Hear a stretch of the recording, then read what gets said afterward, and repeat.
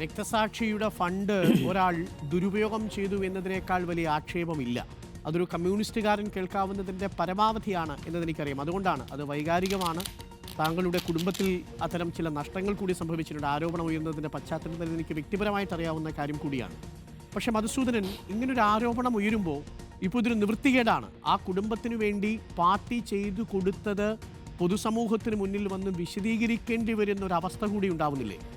ഇപ്പോൾ സജിനിയുടെ കുടുംബത്തിന് ചെയ്തത്, അമ്മയ്ക്ക് വേണ്ടി ചെയ്തു കൊടുത്തത്, ഇപ്പോഴും കേസ് നടത്തിക്കൊണ്ടിരിക്കുന്നത്, ഇതെല്ലാം വിശദീകരിക്കേണ്ടി വരുന്ന ഒരു അവസ്ഥ സൃഷ്ടിക്കപ്പെട്ടു എന്ന് താങ്കൾക്ക് തോന്നുന്നുണ്ടോ? ഇത് പാർട്ടിയിലെ മുഴുവൻ ആളുകൾക്കും, കുഞ്ഞികൃഷ്ണൻ ബാക്കി മുഴുവൻ ആളുകൾക്കും ബോധ്യമായ വിഷയമല്ലേ ശ്രീ മധുസൂദനൻ? തീർച്ചയായിട്ടും വളരെ വിഷമവും സങ്കടവും ഉണ്ടാക്കുന്ന ഒരു വൈകാരികമായിട്ട് വിഷമം ഉണ്ടാക്കുന്ന ഒരു കാര്യമാണ്. പ്രത്യേകിച്ചിട്ടും സജിനി, ആ രണ്ട് കുട്ടികൾ, അവർ വളർന്നുകൊണ്ടിരിക്കുകയാണ്.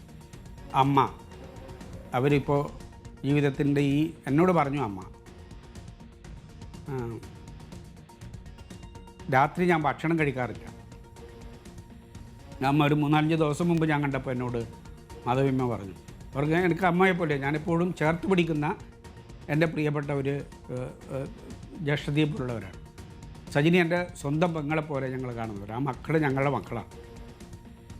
നിങ്ങളെ ആലോചിച്ച് നോക്കണം, ആ കുടുംബത്തെ എന്തിനാ ഇങ്ങനെ വേട്ടയാടുന്നത്? ആ കേസിന് എന്തിനാ ഇങ്ങനെ ദുർബലപ്പെടുത്തുന്നത്? കണക്ക് കൊണ്ട് പല ആളുകൾക്കും കളിക്കാം, ജീവിതം കൊണ്ട് കളിക്കരുത്. ആ ജീവിതം കൊണ്ടുള്ള കളിയാണ് കണ്ടുകൊണ്ടിരിക്കുന്നത്. ഇതെന്ത് ക്രൂരമാണ്!